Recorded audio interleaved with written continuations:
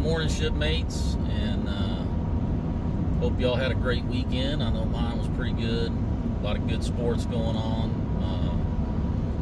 My hometown Houston Astros managed to sweep the Seattle Mariners in an 18-inning ball game, which is just crazy. But so yeah, I had an awesome weekend. Hope you guys got to do something fun. But this morning had some appointments to take care of, do some running around, so I didn't have time to do my normal show prep. So I figured I'd just do a little Monday morning drive and chat and just talk about different topics. So but yeah, it's morning started off. I mean, you guys ever have like those mornings where just everything seems to go wrong for you? I mean, first off, I had to go and do some blood work this morning, which that's always fun, having somebody poke and prod you with a needle, but sometimes it has to be done. Sometimes some blood has to be sacrificed. So I went in, and so the lady, she did a great job. No complaints there. But she kind of skimped me on the tape job for putting the bandage on.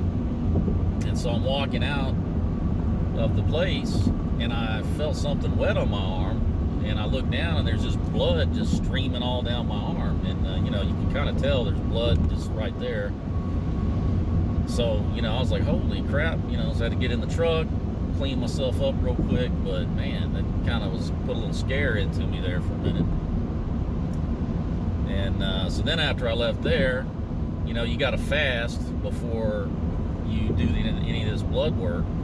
And so I couldn't have my morning coffee. And I don't know how you guys are, but if I don't get my morning coffee, I'm just worthless. So I left the doctor's office, headed over to the Jack in the Box drive-thru, and I ordered a large coffee. No problem. But I should have known that something, there was going to be some issues when she handed me the coffee, and she asked me if I wanted cream and sugar. I said yes, 2 of each, and I'm like, well, can I get something to stir it with? And she looked at me like, I asked for $1 million or something crazy, and she's like, stir? And I was like, like a spoon, straw. And it just didn't seem to sink in that, adding, cream and sugar to the coffee, you might want to have something to like stir it with. But we got over that hurdle, and she gave me a spoon, which, okay, I'll take it. And but then I I get through the drive-thru, pull over to mix it up real quick, and the coffee was like ice cold, and I just, I don't like scalding hot coffee, but I don't like it cold either. So had to swing in and go inside and get another cup of coffee, which that's kind of a hassle. But I don't know, how do you guys handle that? If you go through the drive-thru and they don't give you what you want, or do you pull in, or do you just kind of let it go? Or I mean, what's the threshold at which you go back in and get a refund or get something else? I mean, I'm curious to know. For me, like cold coffee, that's almost a crime. So I felt like I just had to go back in. So that's what I did there. So I remedied the coffee situation. Now I'm on the way back home, but I don't know, just some thoughts thinking about cruising and current events. The big issue is, I know Carnival announced that the crew members now, it's optional for them to wear masks, and I think that's awesome.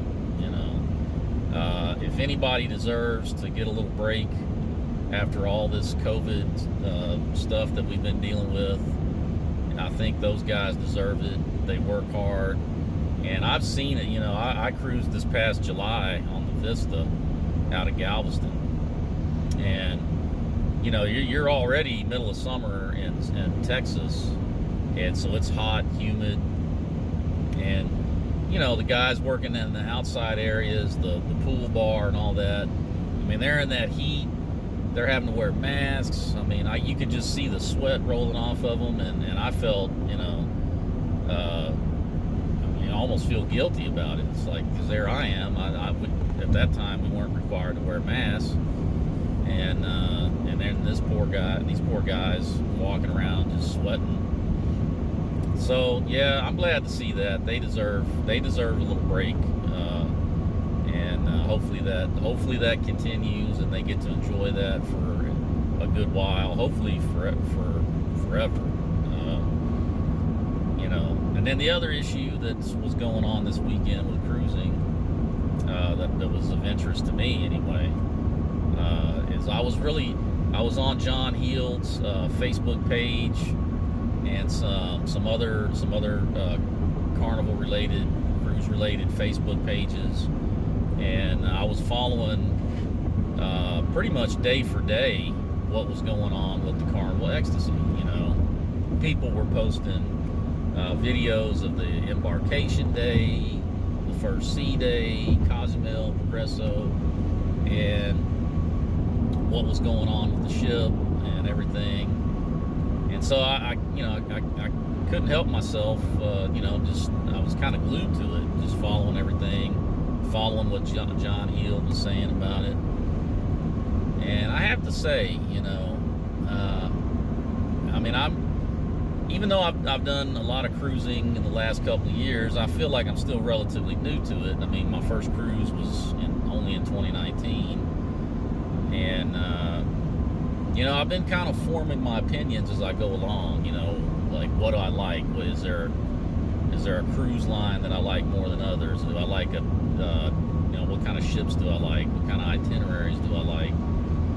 And you know, some of that's been taking shape. But I have to say, I've kind of come to more and more the opinion that I'm kind of liking the smaller ships, you know, and some of the older ships.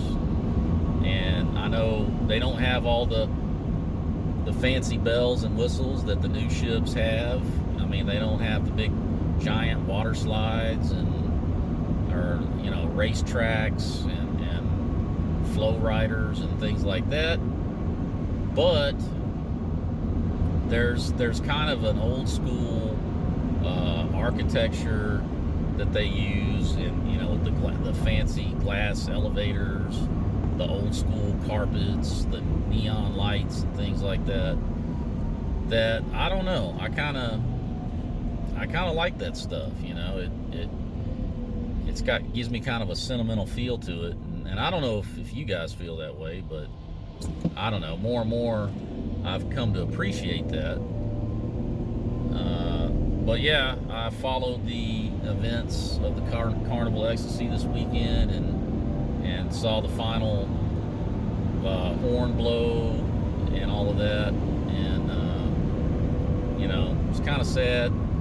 But at least, I guess, the positive thing to take away is at least the people that love that ship and that size of ship and everything, people that have sailed on her before, they at least got to go on one last cruise with her and give it a proper send-off. You know, they got to take paying customers out to Cozumel, Progreso, and so I think that's a positive thing.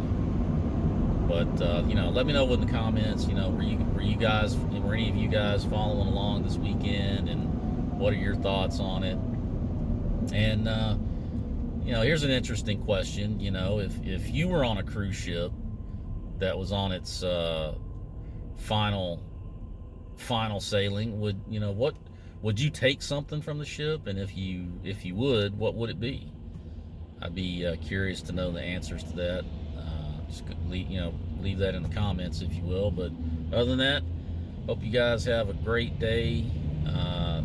Hope your week goes smooth for you, and you know, fair winds and following seas.